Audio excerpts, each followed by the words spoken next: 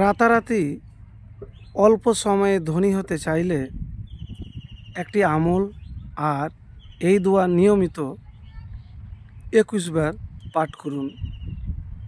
প্রিয় ভাই, এতটুকুন আপনাকে বলবো আমি যে কাউকে গরিব, কাউকে স্বাবলম্বী কিংবা ধনী আল্লাহ তাআলা এভাবেই মানুষকে বানিয়েছেন।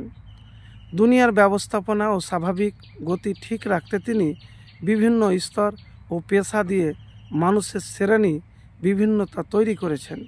এটা তার একান্ত মর্জি ও ইচ্ছা। এখানে কারো ভালো লাগা ও না লাগা গ্রহণযোগ্য নয়।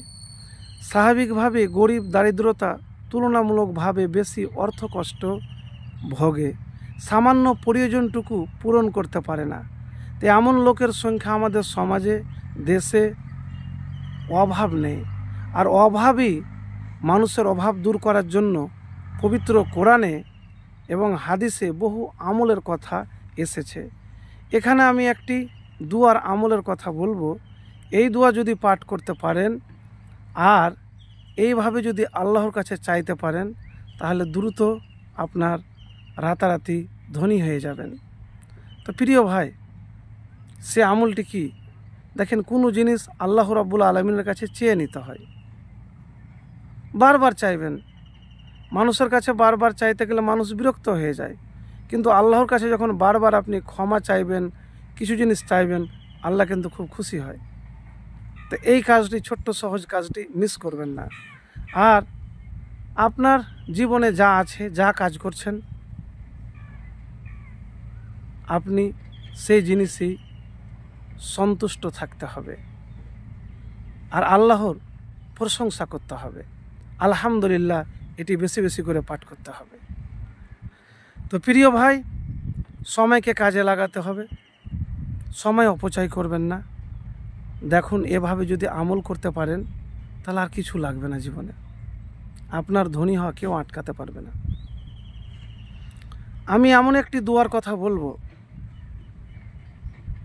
যে দোয়া আবু হুরায়রা রাদিয়াল্লাহু তাআলা থেকে বর্ণিত।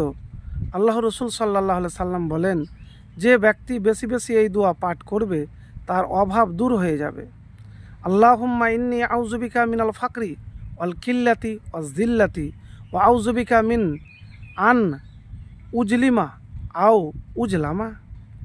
অর্থ হলো, হে আল্লাহ, আমি আপনার কাছে আশ্রয় চাই দরিদ্রতা থেকে এবং আপনার কম দয়া থেকে এবং অসম্মানী থেকে, এবং আমি আপনার কাছে আরও আশ্রয় চাচ্ছি কাউকে জুলুম করা থেকে অথবা কারো দ্বারা অত্যাচারী হওয়া থেকে।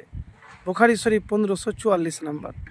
তো এই দোয়াটি 21 বার নিয়মিত, যদি 21 বার না পারেন তো ততবারই পড়বেন, বেশি পারলে বেশি পড়বেন, প্রত্যেক নামাজের পর পড়বেন, এই দোয়া পাঠ করবেন।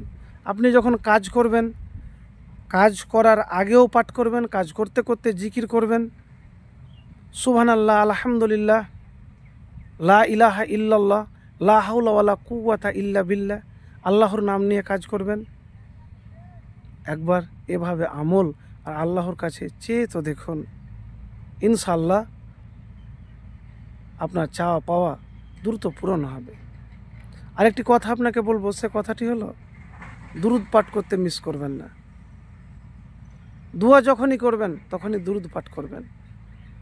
তো প্রিয় ভাই, এভাবে যদি আপনি আমল করতে পারেন, এই বিশেষ দোয়াটি পাঠ যদি করতে পারেন, তাহলে রাতারাতি ধনী হবেন ইনশাআল্লাহ।